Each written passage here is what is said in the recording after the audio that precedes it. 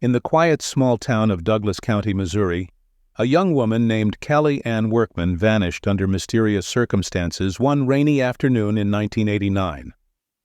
Kelle was last seen meticulously tending to the grounds of a cemetery. What started as an ordinary day of work spiraled into a decades-long mystery, filled with twists and unresolved questions. Why would a woman so committed to her community and family disappear without a trace from a place she frequented? What actually became of her? Join us as we delve into the chilling details of Kelle's story, exploring the clues left behind and the relentless pursuit of justice by those who loved her most. Kelle Workman, a 24-year-old woman, lived with her parents in Douglas County, Missouri. She was 6 feet 1 inch tall, weighed 130 pounds, had green eyes and blonde hair. She was described as modest, devoted, and self-reliant. Her parents were dairy farmers, so she used to help them on the farm. To further support her family, she also worked as a lawn care and maintenance provider, frequently doing house and yard work for locals of the Dogwood community. On June 30th, 1989, Kelle was mowing the grass at Dogwood Cemetery, next to the Pleasant Southern Baptist Church. Kelle was extremely thorough with her work, clipping along the rows of headstones, then using shears to trim each of the straight blades from around each marker. At 3:30 p.m., Kelle began to work. Around 5 p.m. it started to rain, so she came home and fed the calves, whereas her parents milked the cows at their rented farm in Seymour. Around 5:40 p.m., Kelle returned to the cemetery as the rain stopped. Her uncle was driving by the lot on Missouri 14th in Douglas County, and he spotted her mowing. After this, Kelle was never seen alive again. 20 minutes later, having finished less than half of the work, it seemed as if Kelle left the mower by a gravestone and went missing from the cemetery. Later that evening, when she did not show up home for supper, her parents became concerned and called the police to report her missing. Police nevertheless advised her parents to wait, alleging that Kelle might have ran away. Her parents strongly disagreed, contending that Kelle was responsible and would not have left her work incomplete, nor would she have left her tools hanging out in the cemetery. In spite of allegations that Kelle had fled, her friends and family organized their own searches, and soon after, law enforcement launched a county-wide search in and around Douglas. Soon after, in the church's parking lot adjacent to the cemetery, Kelle's 1986 Oldsmobile with its key in the ignition was found. Hundreds of volunteers, helicopters, and scent-tracking dogs combed the area for several days in an attempt to find something, but to no outcome. Subsequently, 7 days later, on July 7th, Kelle's body was discovered immersed in water from the waist down by a farmer and his son close to Christian County.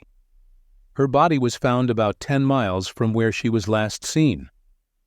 Despite being fully clothed, the state of decomposition of her body was so severe that dental records had to be used for her identification. Her death still remains a mystery. Her death certificate merely includes the phrase "homicidal violence" in quotations. Authorities speculated Kelle to be kidnapped from the cemetery and the motive behind to be sexual assault. She had not been sexually assaulted, however, based on the autopsy results at the time. It was only more recently that investigators confirmed Kelle had in fact been sexually assaulted. It is said that she most likely passed away in the early hours of July 1st, but they were unable to ascertain the exact cause and time of death because of the severity of decomposition. Joan Workman, Kelle's mother, believes she may know the precise moment of her daughter's demise. She claimed that on July 1st, at 3:30 a.m., after she reported her daughter missing, she felt a wave of stress and discomfort in her chest, worrying about Kelle, while seated on the living room couch with relatives and friends.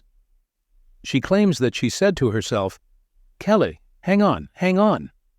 She then says that the wave passed, leaving her feeling as though she were dead within. Kelle's remains were laid to rest at the Dogwood Cemetery, which she devotedly helped maintain.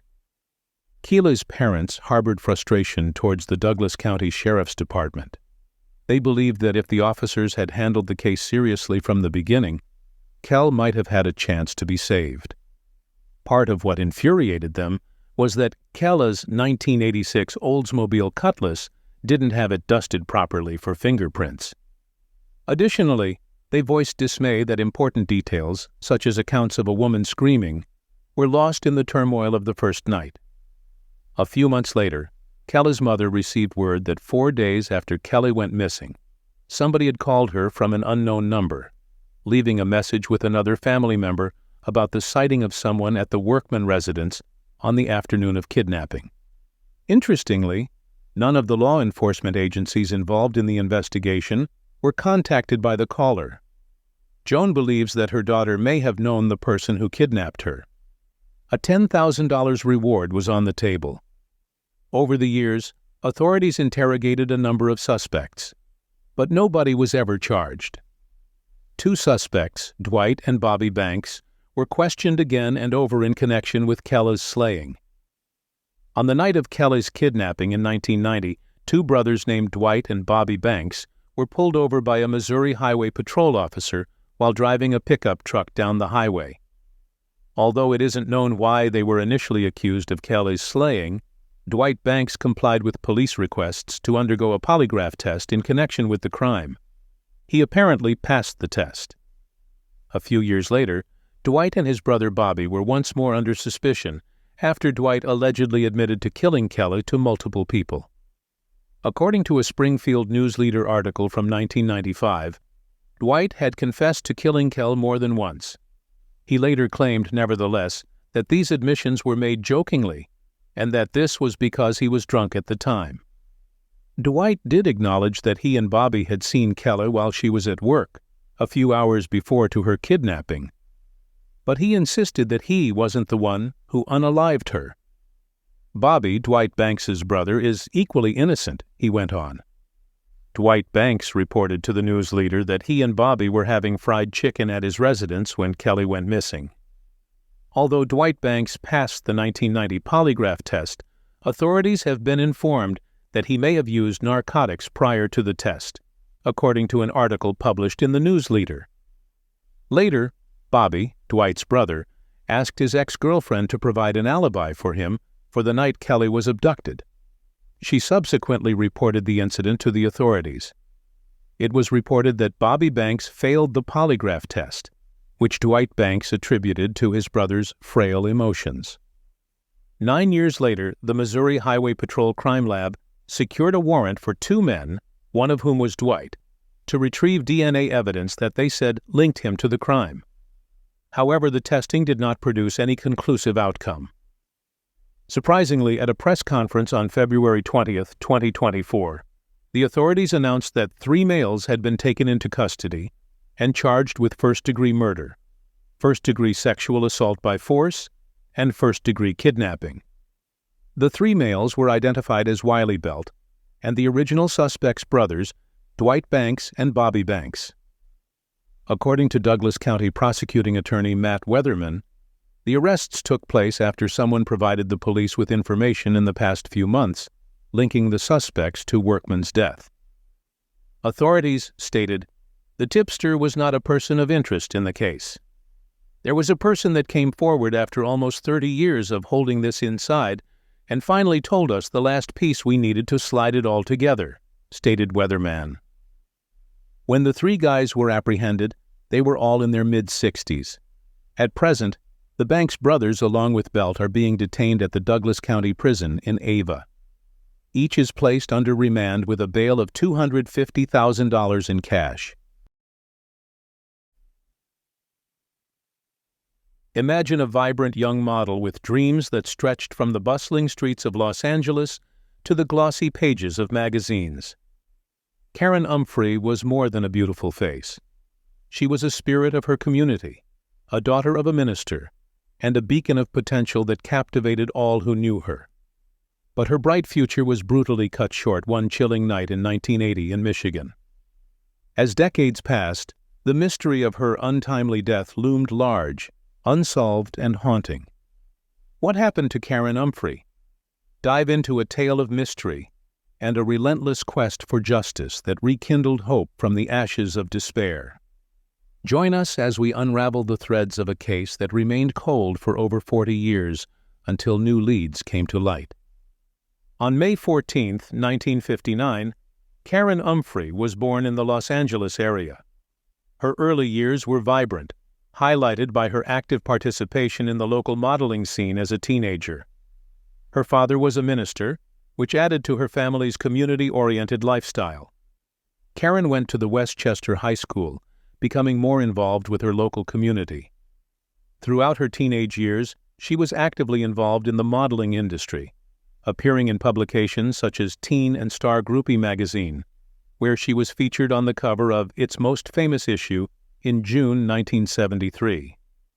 In 1979, at the age of 20, Karen extended her dreams of being a model by taking part in an Australian Playboy model search.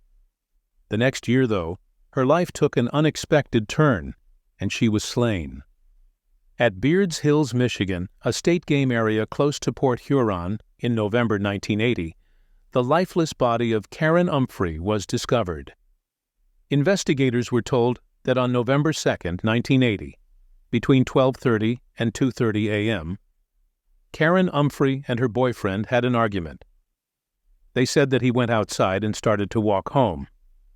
Umphrey parked and began following him on foot. At 3:30 in the morning, a driver contacted the Port Huron police and reported witnessing a woman being forced into a pickup truck.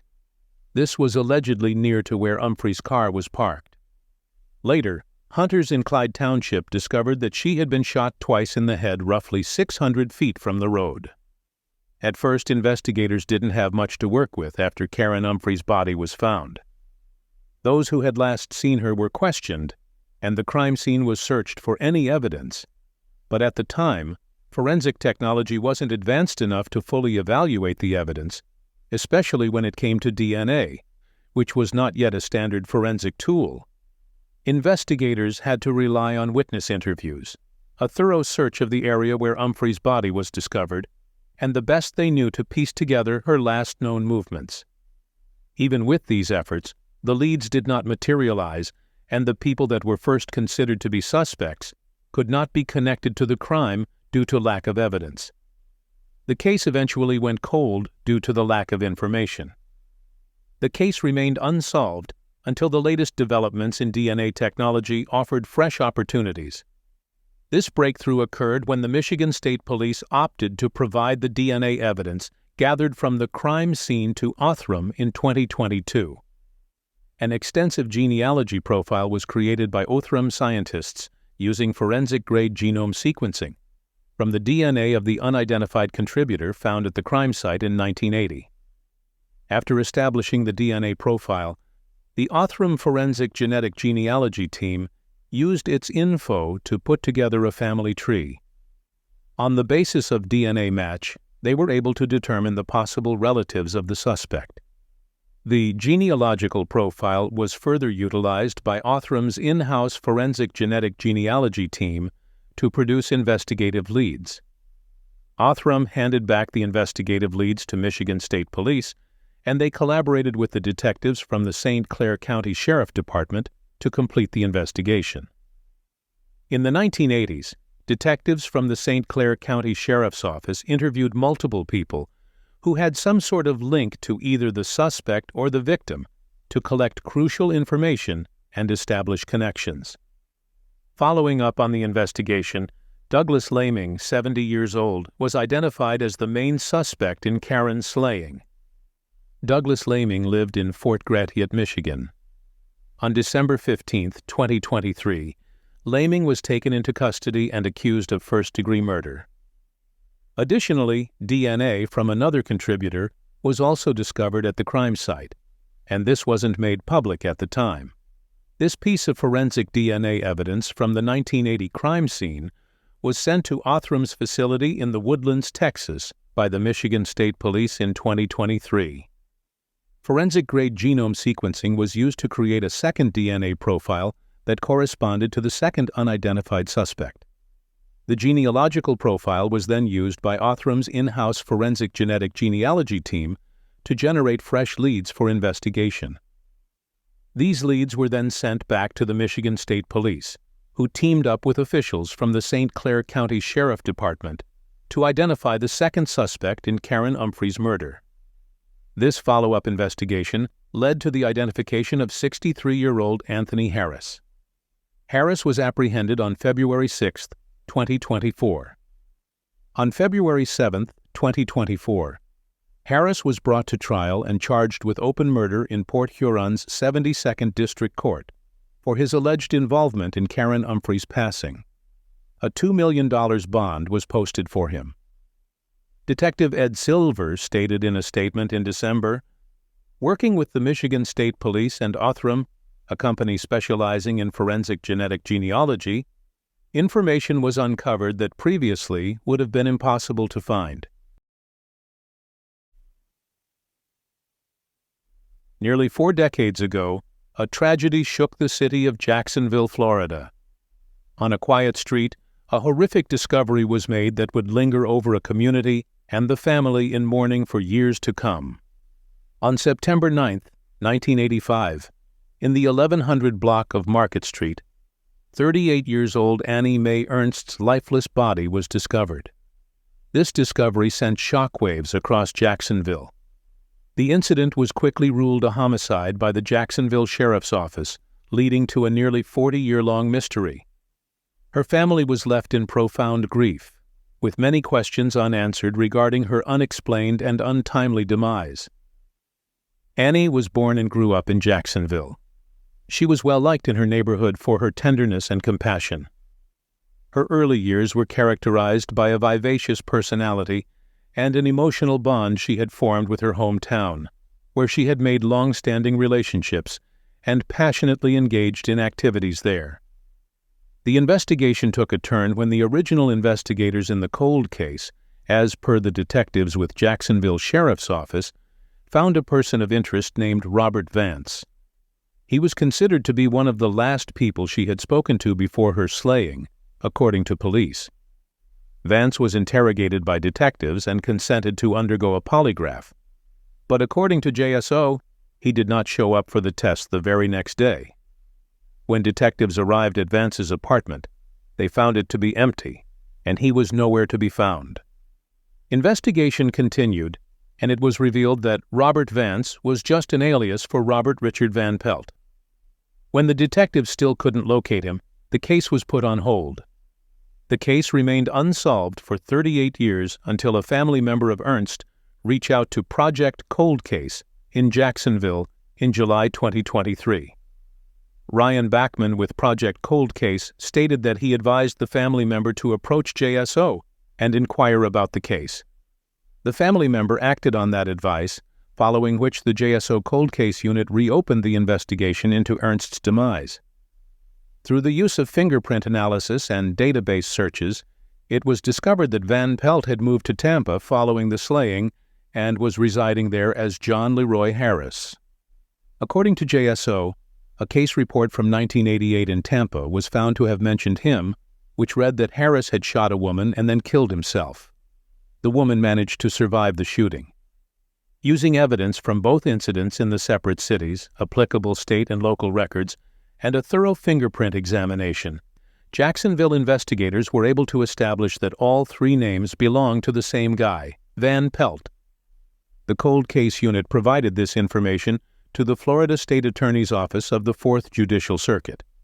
Furthermore, the case was declared to be exceptionally cleared death of offender last month. As per the Jacksonville Sheriff's Office, Van Pelt would be charged with Annie Mae Ernst's murder if he were alive today. Since he passed away, the case is now closed.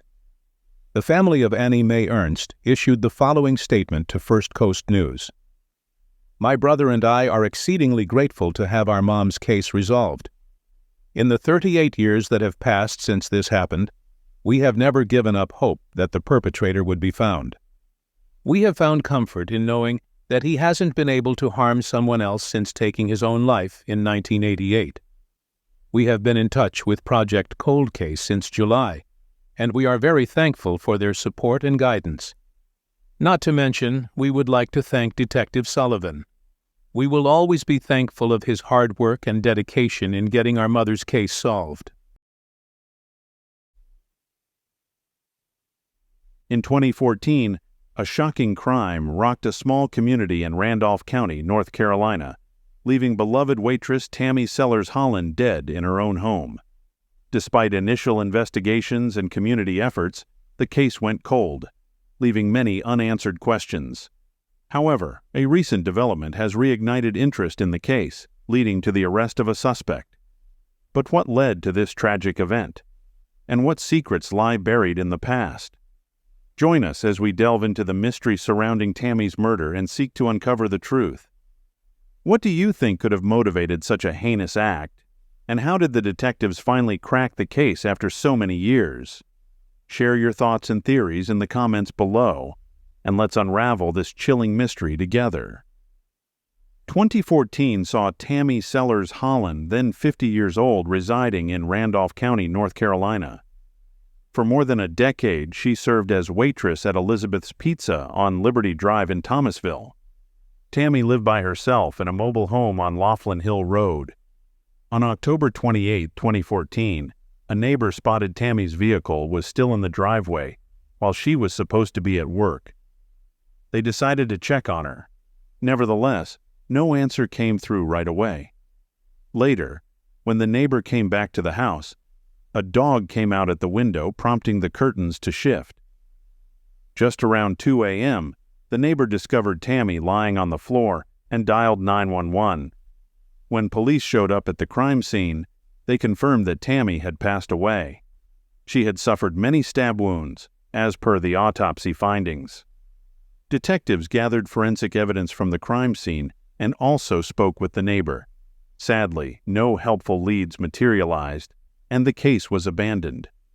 Tammy's absence was felt by many of the fellow employees and customers that she served over the years, who stated it left a void in both the restaurant as well as their hearts. The neighborhood organized a memorial service for her. There were pictures all over the front counter, with Tammy's apron on display.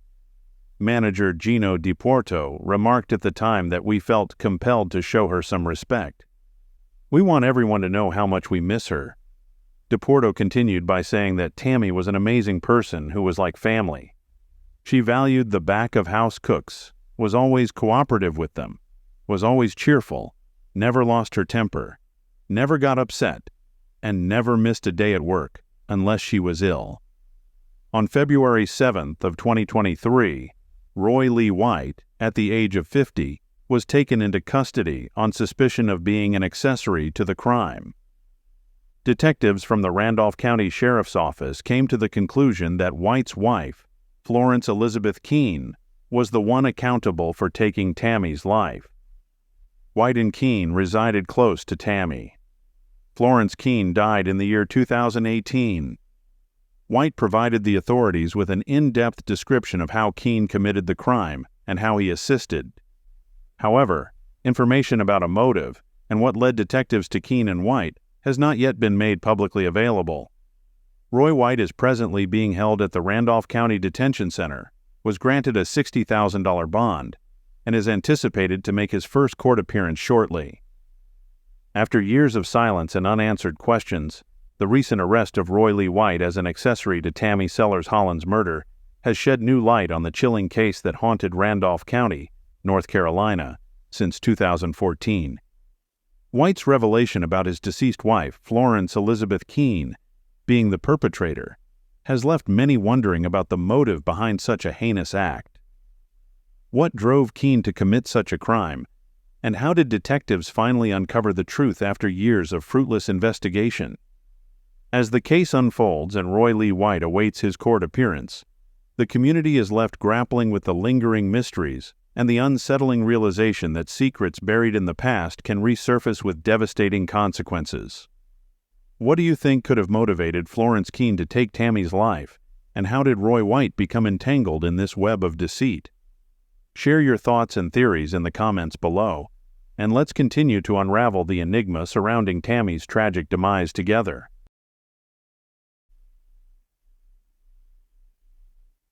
In the depths of a wetland in Green Bay, Wisconsin, a tragic discovery shook the community to its core on August 12, 1986.